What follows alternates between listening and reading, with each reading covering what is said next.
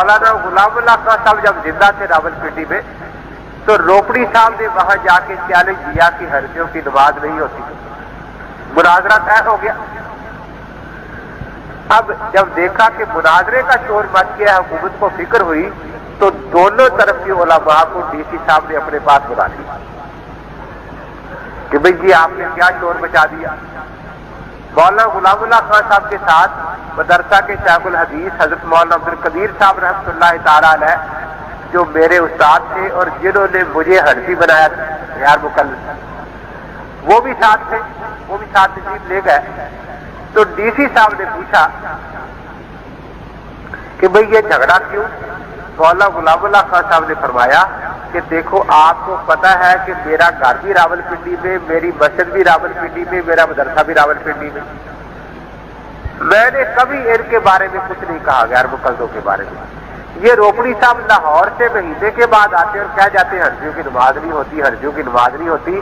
اب ہم مجبور ہو گئے ہیں کہ ہم اپنے ساتھیوں کو بتائیں کہ ہماری نماز ہو جاتی ہے، تو جھگڑا اس نے ڈالا ہے، اس سے لکھوا دو ہمیں کہ حنفیوں کی نماز ہو جاتی ہے، ہم مناظرہ نہیں کریں گے۔ اس نے کہا میں کیسے لکھ کے دے سکتا ہوں؟ یہ دیکھیے حدیث ہے لا صلاۃ لمن لم یقرأ بفاتحۃ الکتاب خلف الامام، جو امام کے پیچھے فاتحہ نہ پڑھے اس کی نماز نہیں ہوتی۔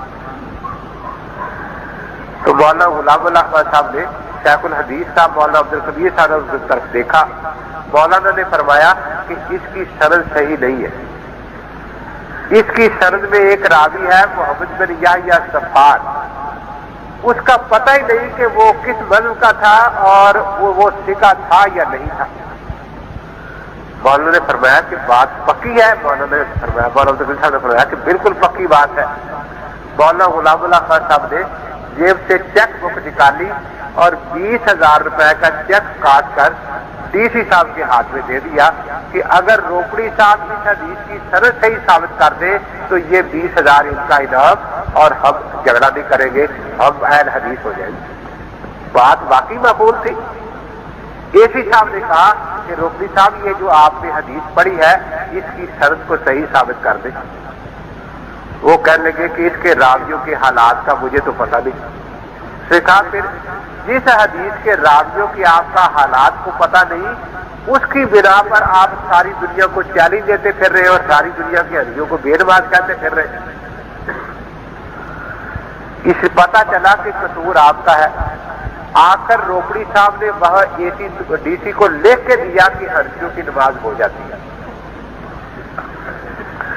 مولانا غلام اللہ خان صاحب نے یہ واقعہ خود مجھے سنایا، کہنے لگے جب نکلے وہ کاغذ میرے پاس تھا تو یہ بالکل میرے پاؤں پر گر پڑا۔